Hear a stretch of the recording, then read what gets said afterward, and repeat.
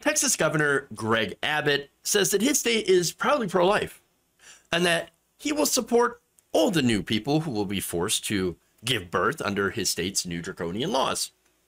Now, last month, Abbott, after celebrating the end of Roe, end of reproductive rights, pointed to the millions of dollars in spending that his state approved during the 2021 legislative session to help out. Look, see, we're diverting all this money into helping mothers in this state.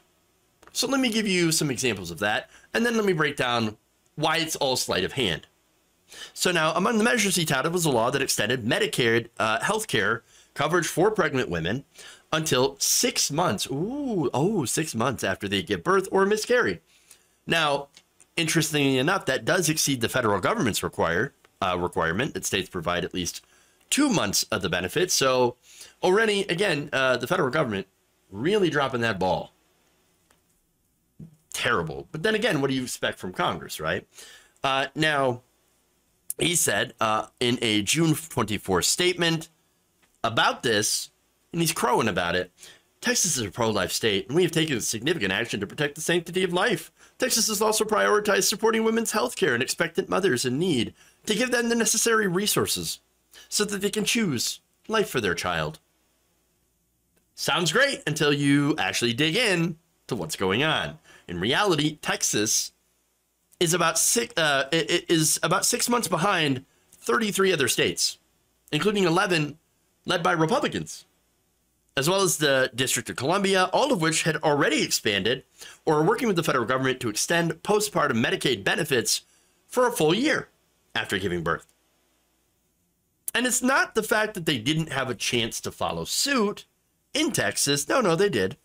In 2021, the Texas House passed a measure that would have lengthened the coverage to 12 months, but decided at last minute not to do so. Because of course, right? They also declined to expand Medicaid when they had the opportunity to anyone but the poorest of the poor. Right now, and this does not include pregnant people, single parents with one child already born must earn $196 or less a month to qualify for Medicaid. Wow. Texas. What the fuck? That's not enough to feed anyone for a month. Much less, I mean, $196. What can you afford? Nothing. People's medications cost more than that. You cannot live on that little amount of income. It's literally impossible. Now, that said, Texas says, well, okay, but we expanded that for pregnant people to, if you make, $3,000, right? Okay, that's a higher income threshold. That's a little bit better. And it does cover hospital visits, specialist care, and x-rays that are not provided by other Texas programs. But again, Medicaid is a federal program paid for mostly by the federal government. And so the states actually don't have to pay all that much when it comes to Medicaid. In fact, under the ACA expansion, the federal government for at least a few years had originally paid to agreed to pay about 100% and then to go to like 90%.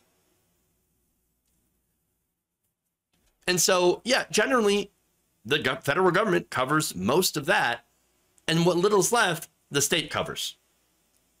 Still too much for Texas. Can't do it.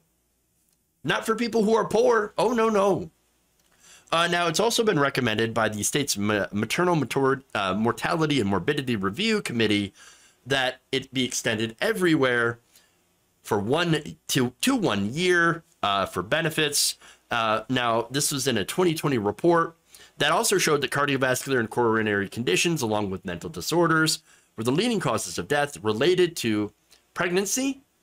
And so there is a very high maternal mortality rate in the United States, in a lot of these red states, and in Texas specifically. Let me give you the details. Nearly a third of 54 deaths determined to be directly tied to pregnancy occurred between 6 weeks and 12 months after birth, the committee found as part of an analysis of 2013 data, the most recent available. The Biden administration also called on Congress to require extending postpartum Medicaid for a full year. Now, before I get into more here, let me just ask, how about we just fold in the benefits of Medicaid into Medicare and expand it to everybody? That way we don't have to worry about it. Medicare for all, basically. Right now, people are dying from pregnancy-related causes in the U.S.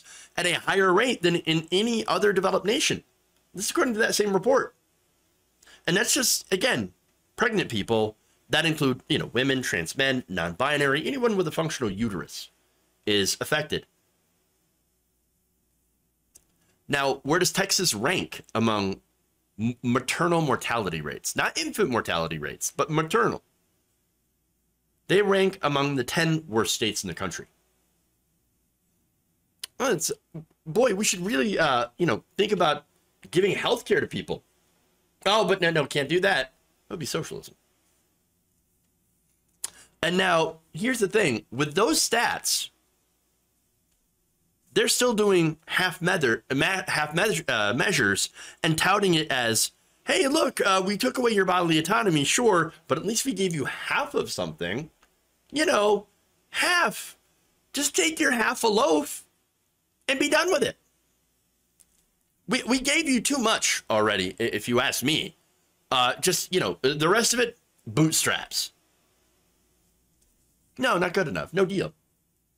For one thing, bodily autonomy should never be negotiable. Secondly, healthcare is a human right. And so I believe that we should have healthcare for everyone, guaranteed under a single payer system. Again, Medicare for all. It would save so many lives. Right now in the United States, around 45,000 people die a year from lack of healthcare in this country. That's unacceptable. Absolutely unacceptable. Now, that said, I hope that people are not falling for the Republican sleight of hand on this issue. They can claim to be pro-life all they want. They're not pro-life. They're pro-forced birth with no intentions of helping families. And I have another example of that.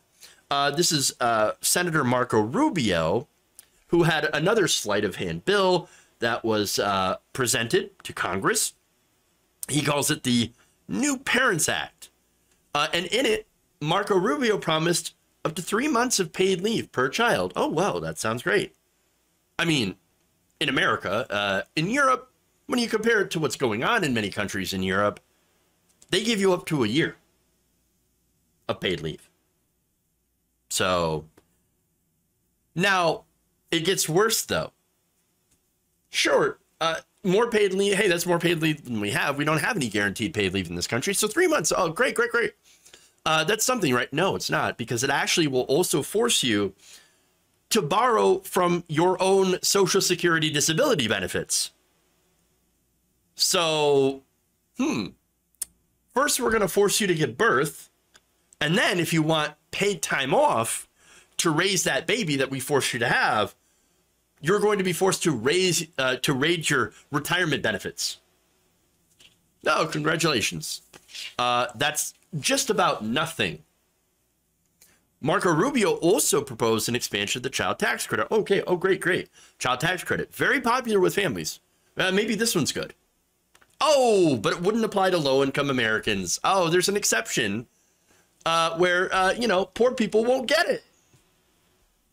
The people that need it the most won't get the child tax credit. Because, of course.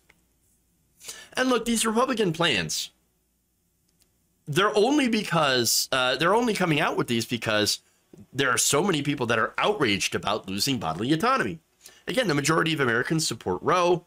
And when you look at the politics of it, it's not good for Republicans with the midterms. Democrats, might actually be able to successfully win elections because of this issue. Turns out being against bodily autonomy without any plans to help, the families is a pretty unpopular position. But understand that Republicans don't want to help you. They want to control you.